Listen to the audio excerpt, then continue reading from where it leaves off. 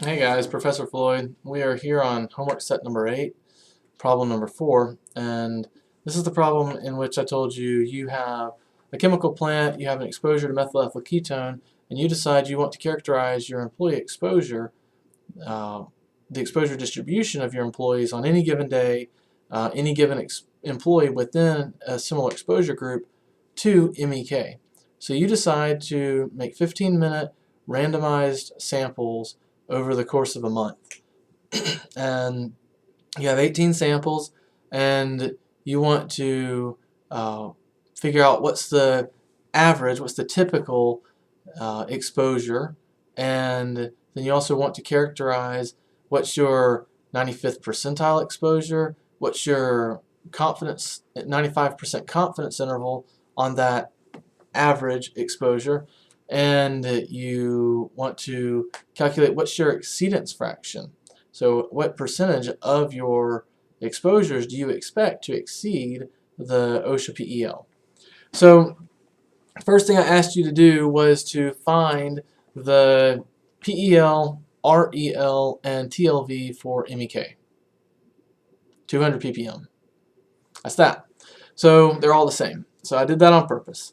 Then I asked you to calculate the average. So the way you calculate the average, you're looking for the measure of central tendency. In this case, we expect our distribution to be log normal. And so you can take your concentration data and you can rank it and you can plot it, and you'll find that it's relatively linear without taking the log transform. It's got a correlation to a linear fit of about a 0.89, but it's not, it has sort of these curves on both ends, and it doesn't fit a linear model very well. If you take the log and then put a linear fit on that, it's like a 0.97 r squared. So it's a lot more linear. So that's one test you can do to see whether it really needs to be log transformed or not. So you take your concentration of MEK, and the first thing you do, we're going to use the NIOSH Sampling Strategies Manual approach here. So we're going to take the MEK concentration, we're going to divide it by the allowable exposure. So in this case, it's 200 ppm, because that's what methyl ethyl ketone is.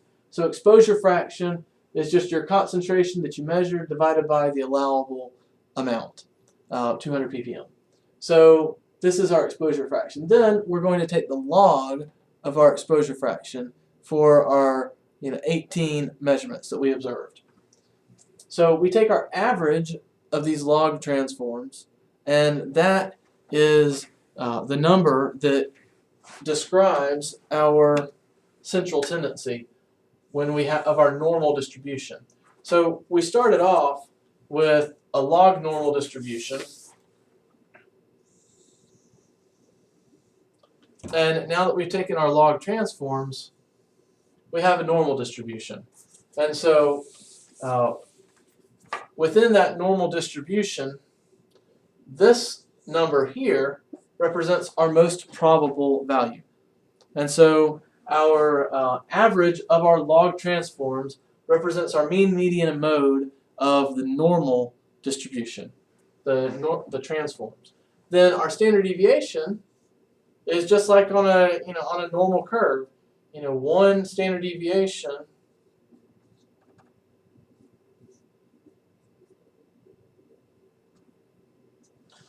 is going to account for 68% of the population, and 2 standard deviations is going to account for something like 96% of the population.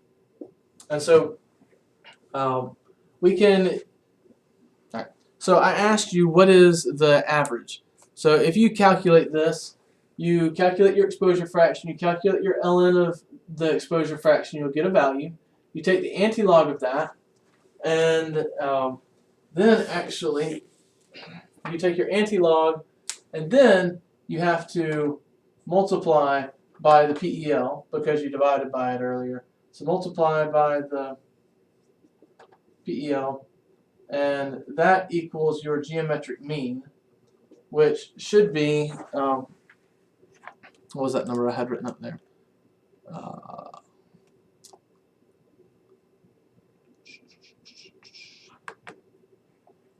4.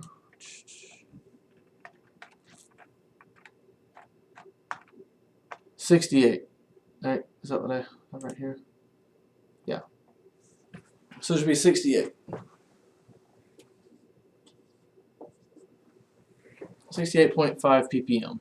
So that would be your average value. Then if you wanted to know what your 95% confidence interval is, then you would take your average value and you would add or subtract 1.96 standard deviations, right?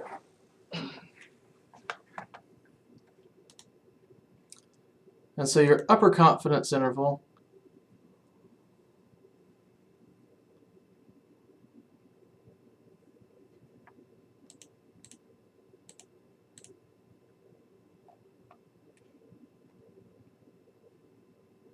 I'm thinking of, here we are. Sorry, I was looking at the wrong value. Where is that? I'm sorry, 1.96 times the standard error. And we have the upper bound, ultimately, the upper confidence interval, 95, comes out to 4.6245 in log units, and when you de-transform it and multiply it by 200, that comes out to 102 ppm. And our lower confidence interval, 95%, is equal to 3.828. And if you de-transform it and multiply it by 200, you should get 46.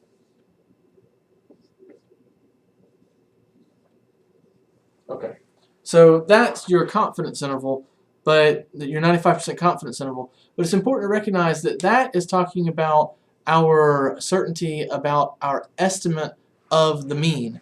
And so we use standard error here because we're talking about our certainty in that mean being correct.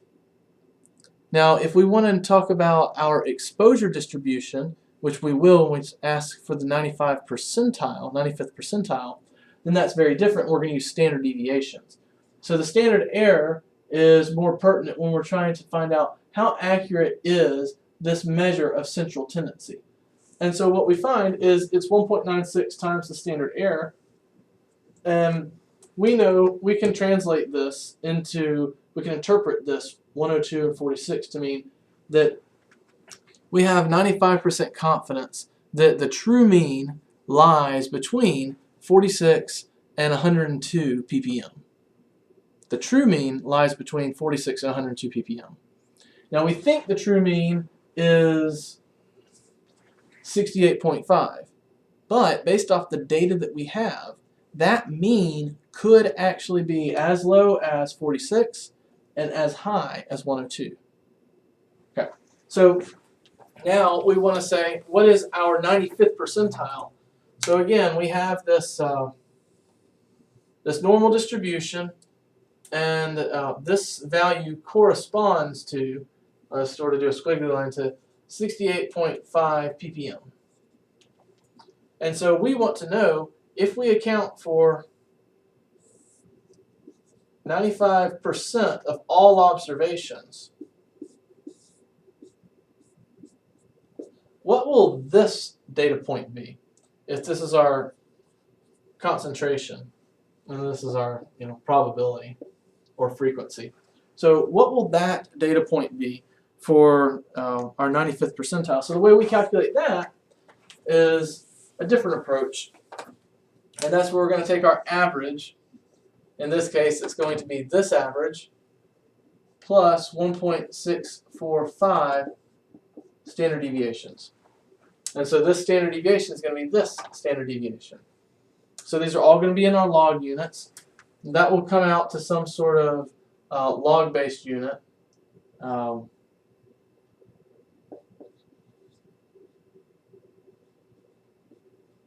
some log value. And of course, if we want to get an actual number of what our 95th percentile value is, we have to de-transform it. So we have to take the antilog of this value, and then we have to multiply it by our PEL. Alright, so you're probably asking, why did we do all this? Why did we do this in the first place? That's because the next step for calculating the exceedance fraction is going to use that. So the 95th percentile comes out to, I had trouble finding this just a second ago, but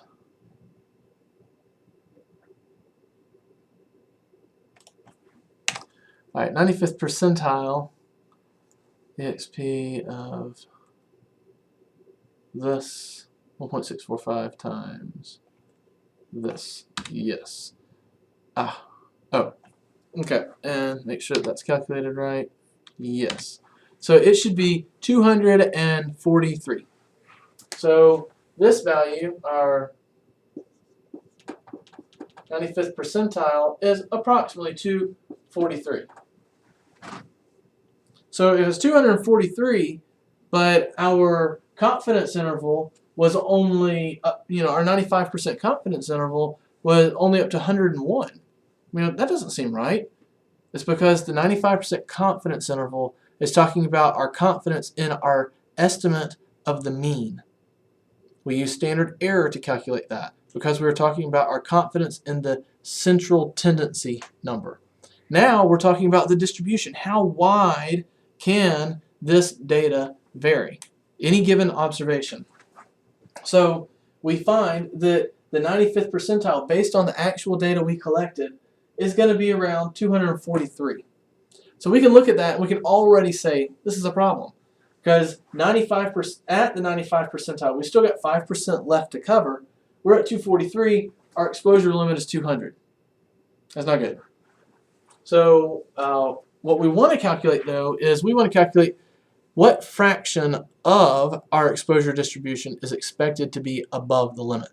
So now we get into this, and there's a couple different ways to calculate this. The shortcut way is to calculate your z-value. And the z-value is just the ratio of your standard deviation and your average of your normal distribution. And so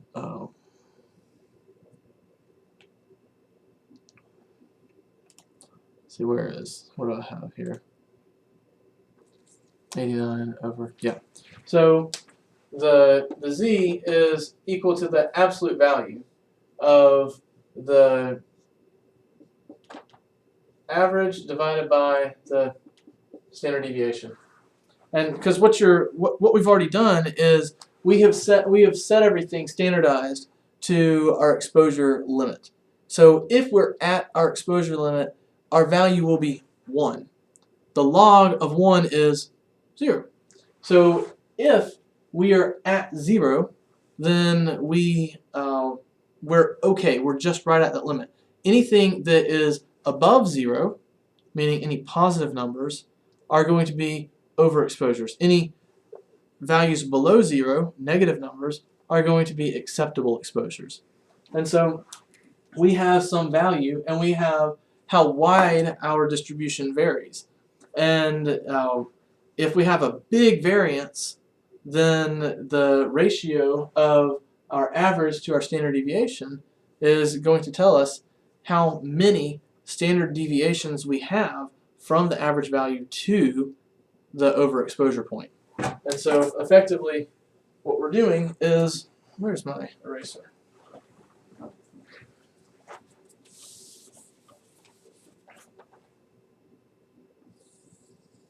We're taking this normal distribution, and we're saying this is our average, and then we've got a standard deviation that's yay big, and we know that the point at which this is 0, we set that to our 95th percentile. So we can look on the z-table and see that 95% of the area on a z-table corresponds with a z-score of 1.645. So if our ratio of our average to standard deviation is greater than or equal to 1.645, then we have 5% or less overexposure.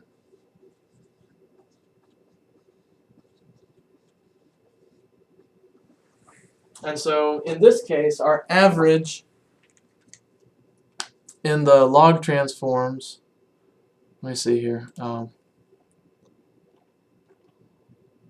ln x of 8 hour is negative 1.0505, and our standard deviation on that is 0.757.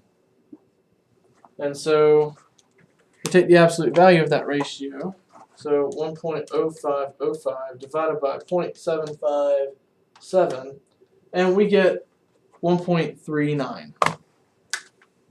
So our z-score on this, the actual equals 1.39. Well, we can tell 1.39 is less than 1.645, so we've got a problem. Just like we can tell when we did this earlier, our 95th percentile was 242. It's too high. It should have been at 200 or less. So if I want to know exactly what fraction that is, I can take this z-score and I go to a z-table and I look up what proportion of the area under this normal curve is covered when my standard normal is 1.39. So when I've got 1.39 here, what's my fraction? And it turns out you can get a table, and this should be something like 91.7. 91.7% of your exposure distribution is less than 0 or less than overexposure, but the converse is 100 minus 91.7, or 8.3% of your exposure is higher than the limit. 8.23% is the exact number. So we have 8.23% of our exposures over the limit. So our exceedance fraction is 8.23%. And so that's not good. That means that we're violating the spirit of the law of the PEL, in which you're never supposed to exceed the PEL, but you're kind of given a 5%. Well, okay, you can't always be perfect, but if you're complying 95% of the time, then stuff happens. You have variation in your exposure distribution. Then that's good. That's acceptable. But here you have 8.23% of your exposures are greater than the exposure limit. So there's also the other approach, and what was that approach? That was